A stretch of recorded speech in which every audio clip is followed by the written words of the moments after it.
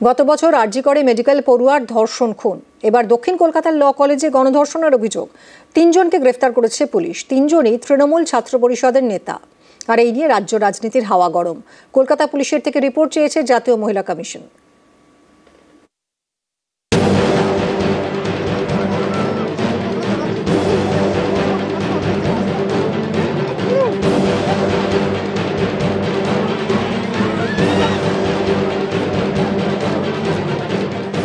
রাস্তায় বিক্ষোভ, থানার সামনে ধস্তাধস্তি, পুলিশের সঙ্গে বচসা। শুক্রবার বিকেলে কসবায় ধুমধুমার।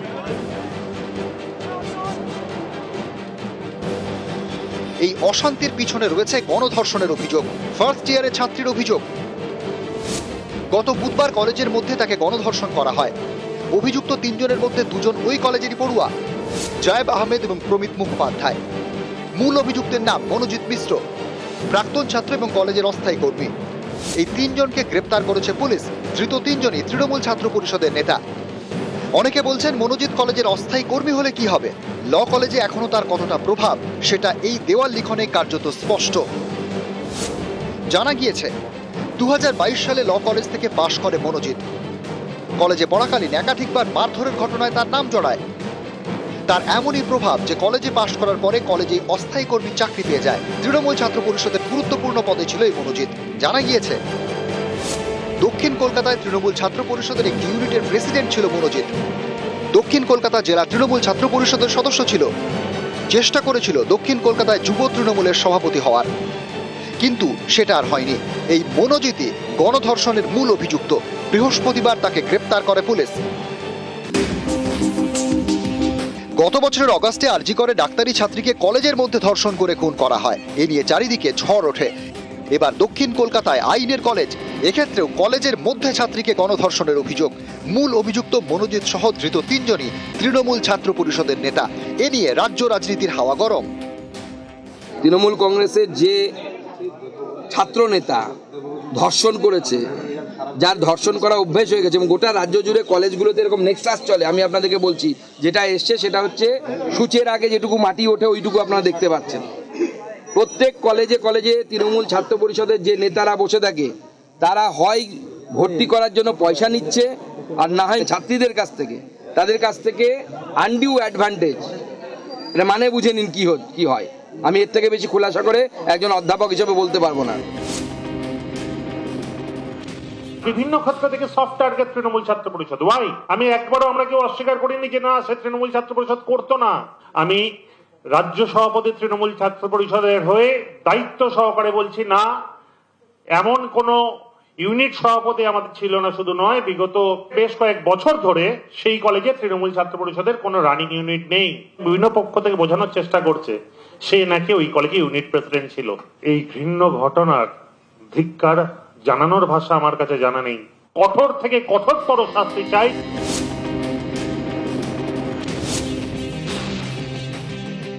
এইটা চলতে পারে না। আবার একটা অপরাধ হবে, রাজনীতি প্রবেশ করবে।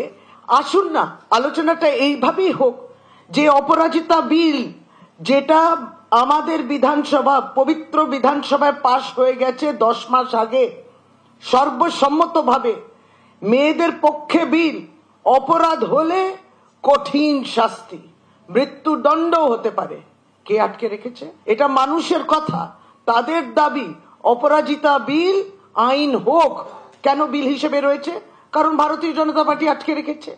আজকে কলেজে গেলে মেয়েদেরকে ধর্ষণ করা হচ্ছে কলকাতার বুকে। আজকে কোন ভরসায় বাবা মারা তাদের ছেলে মেয়েদেরকে পাঠাবে কলেজে? কোন ভরসায়? তৃণমূল ছাত্র পরিষদের নেতা, সেই কলেজের প্রাক্তন প্রেসিডেন্ট তৃণমূল ছাত্র পরিষদের মনোজিৎ মিশ্র অ্যাকিউজড, এবং আরো 2 জন সেই কলেজে কি করছিলেন? কলেজে গণধর্ষণের অভিযোগ ঘিরে রাজনীতির হাওয়া গরম। উত্তেজনা ছড়ায় কসবার আইন কলেজেও। কলেজের সামনে বিক্ষোভ দেখায় একাধিক ছাত্র যুব সংগঠন।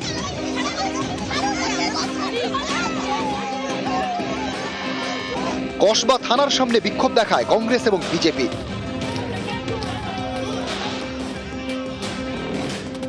সিপিআইএম এর শাখা সংগঠন এসএফআই এবং ডিওএফআই ও কসবা থানার সামনে বিক্ষোভ দেখায়। দফায় দফায় বিক্ষোভ ঘিরে কসবা থানা চত্বরে উত্তেজনা ছড়ায়। এদিকে স্বতঃপ্রণোদিত পদক্ষেপ করেছে জাতীয় মহিলা কমিশন। কলকাতা পুলিশকে 3 দিনের মধ্যে রিপোর্ট দিতে বলেছে। নিউজ 18 বাংলা। দক্ষিণ কলকাতার ল কলেজের মধ্যে ছাত্রীকে গণধর্ষণের অভিযোগ। ধৃত মূল অভিযুক্ত সহ 3, তাদের গ্রেফতার করেছে কসবা থানার পুলিশ। ধৃতদের মধ্যে 2 জন ওই কলেজেরই পড়ুয়া। মূল অভিযুক্ত কলেজের প্রাক্তনী এবং অস্থায়ী কর্মী।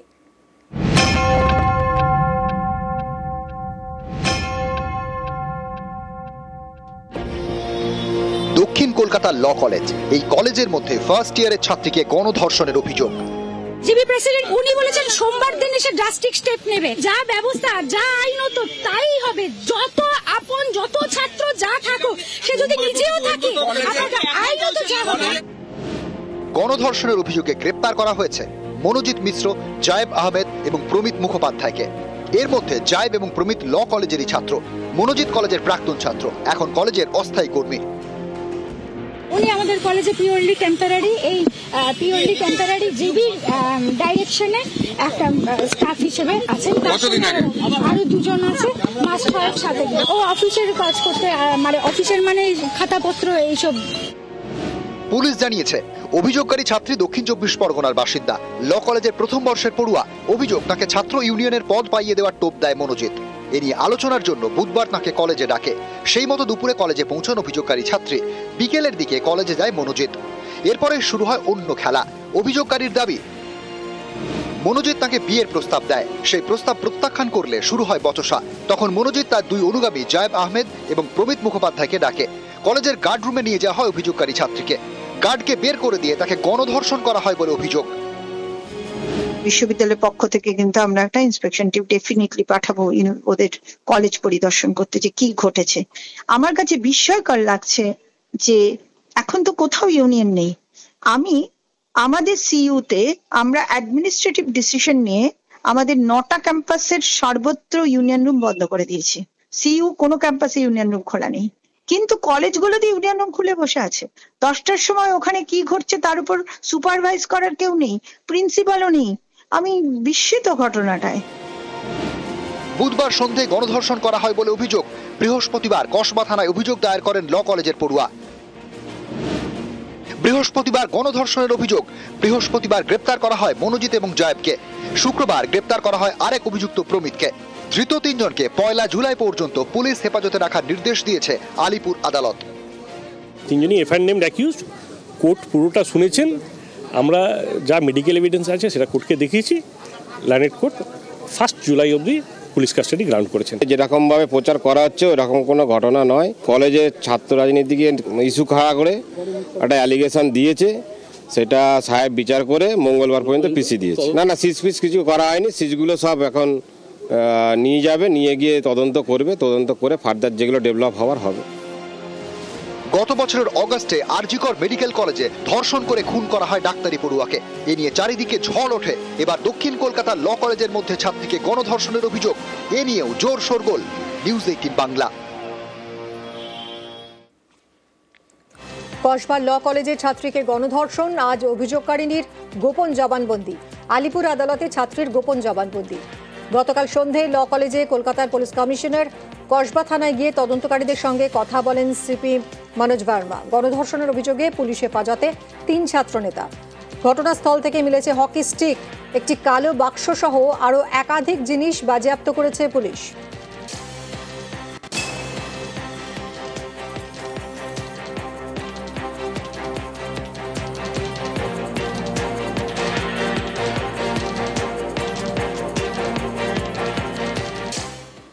কসবার কলেজে গণধর্ষণে অধরা অনেক উত্তর। গণধর্ষণে মূল অভিযুক্ত প্রাক্তন পড়ুয়া অস্থায়ী কর্মী মনোজিৎ এখন অস্থায়ী কর্মী হলেও আগেও কলেজে যাতায়াত। প্রাক্তনী হওয়া সত্ত্বেও নিয়মিত কলেজে আসতো মনোজিৎ। কলেজে মনোজিতের যথেষ্ট প্রভাব বলেই অভিযোগ। রাতেও কলেজ কেন খোলা, উঠছে সেই প্রশ্ন। তদন্ত চলছে বলেই প্রশ্ন এড়ালেন ভাইস প্রিন্সিপাল।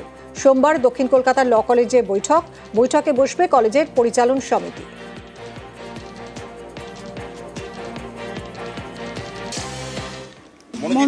কলেজের মনোজিৎ এক্স স্টুডেন্ট ছিল, এরপরে পিওরলি টেম্পোরারি এত প্রিভিলেজ কেন দেওয়া হতো মনোজিৎকে কলেজে? আমি সেটা জানি না। কোনো পলিটিক্যাল প্রেসার ছিল?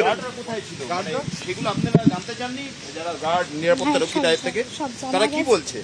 এখন সব পুলিশের ইনভেস্টিগেশনের মধ্যে আছে। এই মুহূর্তে আমাকে প্লিজ কিছু জিজ্ঞেস করবেন না। 2022-এ পাস করেছে, এখনো কলেজে এত অবাধ যাতায়াত। এটা আমি বলতে পারবো। জায়গায় জায়গায় মনোজিৎ দাদা টিম এমএম লেখা। এটা আমি বলতে পারবো না। মনোজিৎ কি এখানকার নেতা সবথেকে বড় নাকি? না না। তাহলে এত প্রিভিলেজ কেন কলেজে আসতে? এইগুলো সব যিনি প্রেসিডেন্ট যেদিন আসবেন জিজ্ঞেস করবেন। কার নির্দেশে তাকে এত প্রিভিলেজ দেওয়া হতো? আমি এখন এই মুহূর্তে কিছু বলতে পারবো না। এটা কি জিবির নির্দেশেই মনোজিৎ আসতো কলেজে? বলতে পারছি না। জিবির প্রেসার ছিল? প্রেশার আমি বলতে পারবো না, প্লিজ আপনারা ছেড়ে দিন।